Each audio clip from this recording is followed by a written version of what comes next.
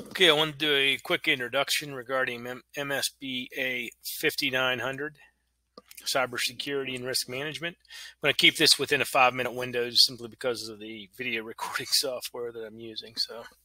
But maybe I'll make two, I don't know. Anyways, so I just want to go over the class syllabus. This is for fall 2020. You can see on the screen the CRN number for it, again, 5900, Cybersecurity and Risk Management. And so what you will see in this class is what we're focused on is more leadership and management whenever we're dealing with cybersecurity. What is involved with leadership and what is involved with management? So that's pretty much what the higher level topics for this class is. Meeting time, this is a completely online class. Okay, this is at I'll post videos and things like that, and you have basically we'll work week by week. I'll post information at the beginning of the week. You will work on it at your own pace during the week, and then at the end of the week, I will post new material. So it is completely 100% online. We go from August 17th today to November 25. We'll be using Blackboard as our content management system. That is my information right there, phone, my office phone, and my email. The best way to contact me is via email. And if you want to meet at any time, no problem. It's probably easiest is to just jump on Microsoft Teams, and you can do an instant meeting with me using Microsoft Teams. So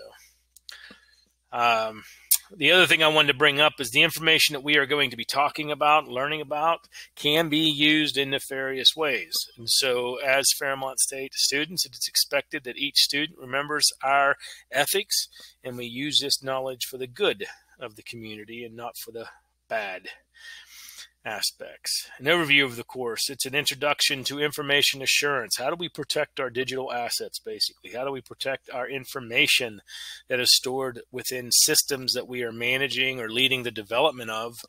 Or if they're operational, then we're managing them, so to speak. So what is involved with leading and managing in an organization relative to what's demanded of you from a security perspective? We will introduce a wide variety of topics, but one of our guiding principles is going to be the Risk Management Framework, RMF. RMF is a Nist, the National Institute of Standards and Technology, published a standard, 800-37. Boy, I can't remember when. But it basically described risk management framework, and it was really for the federal government, for federal entities, what they had to do from a security perspective for their information systems.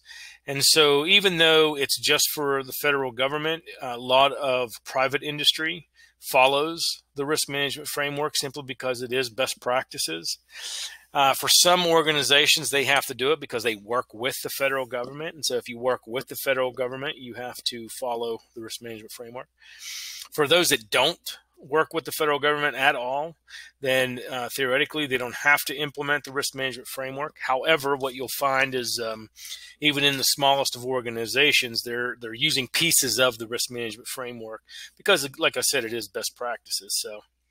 So that's what we're really going to be, that's going to be our driving topic, is how do we lead and manage in organizations relative to security, and what is this risk management framework, and how's it correlated to the systems development lifecycle. That's what we're going to be going over and learning this semester. We will learn the concepts and the underlying framework for information assurance. We'll get a practical understanding of the risk management framework because you're going to have to implement it via some case studies. You will apply the fundamental principles of the RMF to a case study, so it will be a real information system. And you'll be able to, and you'll have to be able to demonstrate your understanding of the material by discussing it amongst your colleagues. Prerequisites, we don't have a textbook for this class. This URL that I am highlighting right now, though, I would just bookmark that. That is actually to the Nist Publications. Nist basically publishes standards and guidelines. We call them special publications, SPs. And so you will be able to get to all of this material at that website right there. Requirements for the course: you will be participating in class discussions via the discussion board on Blackboard. So here is, where is Blackboard?